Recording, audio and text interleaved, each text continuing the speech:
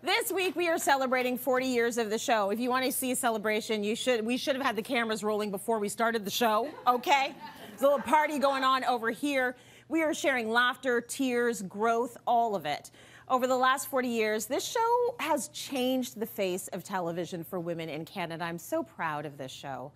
Not only by showing and hearing from women of all sizes, ages, races, and abilities, and creating a soft place to land for women, but also by having conversations no one in this country is bold enough to have, okay? So let's take a look at some of those very special moments. We're getting Cityline real, and it starts with this face. Eyelashes gone. Yep. The makeup's coming off.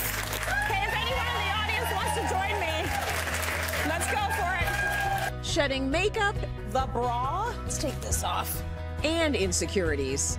This is the real me, and I love her, yes! And this is Cityline Real. Today we're talking toxic beauty standards. Through shared experience, we've tackled meaningful and often uncomfortable conversations. Infertility is an epidemic.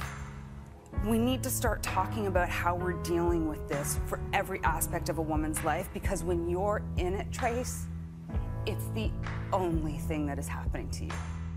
Using the power of dialogue to drive positive change, Cityline Real broke barriers for women and men. It wasn't promoted as a kid, but it's my responsibility now to do something about it. A man of color talking openly about his feelings for the youth. What he told me when the blood test came back was that it was due to my hormones. I could not believe that I did not get an ultrasound. I did not even get an internal exam. It was just very, very frustrating. From sexual health. Yeah, getting an IUD was definitely the best decision for me. Other things to know, after an IUD, there can be spotting. Spotting right after totally normal. To body image. The thing we all have in common is we are all the same weight. 185 pounds right across the board. Give it up for everyone for showing it all on national TV. And postpartum. Mine manifested more in the realm of thinking I was not good enough for this baby. I was so highly self-critical that I ended up having some really dark thoughts and thinking maybe this baby will just be better off without me because I'm gonna screw this baby up. In 2020, the world woke up with the murder of George Floyd. 9 minutes and 29 seconds. That's how long a police officer named Derek Chauvin kneeled on George Floyd's neck, murdering him 1 year ago today. On this special Cityline Real on Race episode, we're reflecting on the past year and checking in on whether real change has actually been made. And so one of the shifts that we have to grapple with, particularly within Canada as we fly the multiculturalism banner, is an understanding exactly how racism manifests in subtle ways. With a commitment to listening and learning, we cultivated a space where women from all backgrounds felt heard, valued, and empowered. We want to live in good relationships with each other and with this place. And I think it's important that Canadians put away that fear or recognize that fear as something that isn't necessarily a real threat. We live in a society that's telling us to hit our bodies and lose weight, get smaller, get smaller, get smaller, but yet we celebrate such consumption.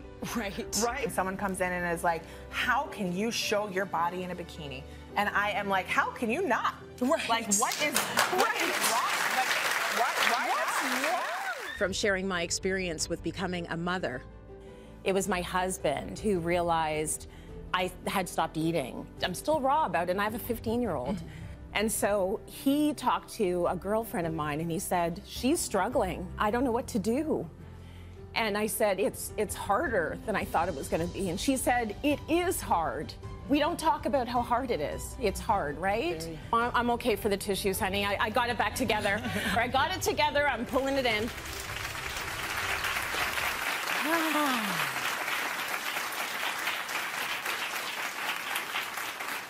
It has been a journey. Even looking back, oh my goodness, we have talked about it all on this show. Joining me to take a walk down memory lane and unpack some of our most powerful moments are my friends Tracy Peart and Teri Hart. I feel like we've been through it. Oh my gosh. Oh, as you both know, the show and Cityline Reel has been a chance for people to learn about important topics and, more importantly, to learn about ourselves. And you know, I host the show, but I've learned about myself. And I think in the 15 years that I've hosted this show, I've learned to really lead with vulnerability. I don't feel like there's anything that I have not talked about on this show.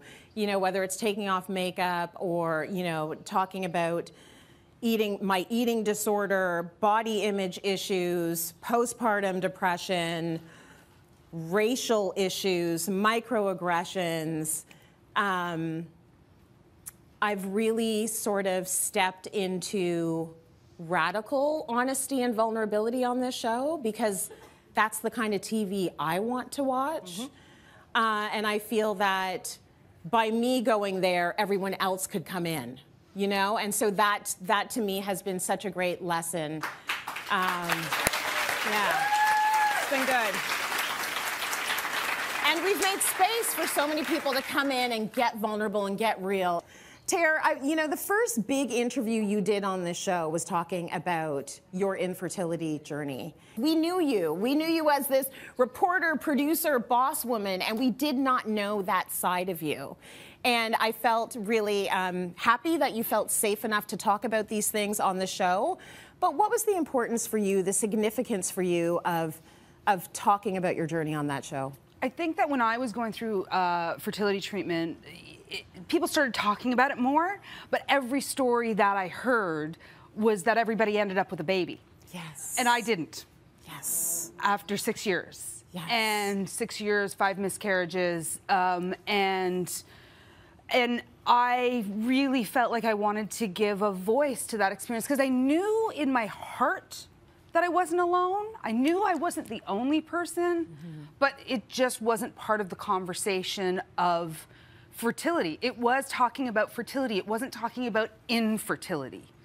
And they're different things. And, you know, this was the right place for me to do it. I love you. Me too. I trust you.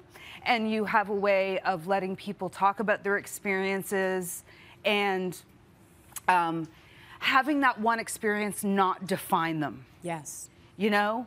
And you have an incredible amount of empathy. You don't come on Cityline to be fixed. No. You come on Cityline to have a conversation.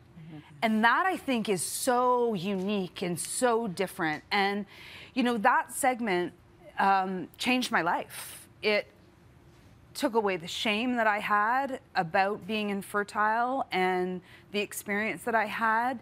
People still find that episode online and reach out to me via DMs and say, how are you doing now? Or I'm in this now. And it really was something that allowed me to be a more authentic person and to open up that experience and give a face and a voice to it and say, you can still live a fulfilled life.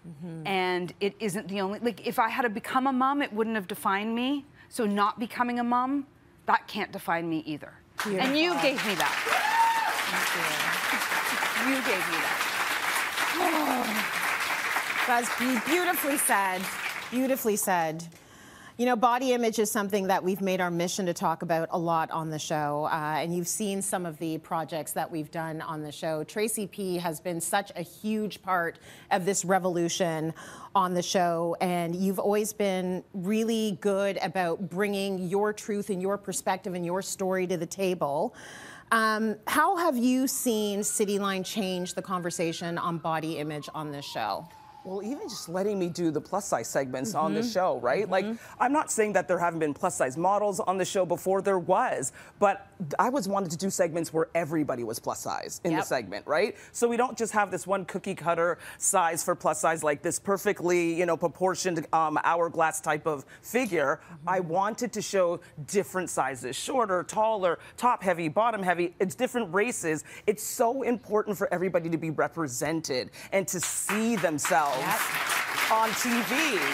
And to have a whole segment with all these plus-size women. It meant so much to me to be able to see it, and it meant so much for people. I still get people coming up to me and thanking me. I got, that day that we did our very first one, I mean, I got like, I think 400 followers that day just on social media from that one segment, and people were crying, telling me they're sitting on their couch crying because they finally saw someone on a Fashion Friday that looked like them. And so for me, it just meant so much. And one of my most favorite ones was the plus size prom segment that we did.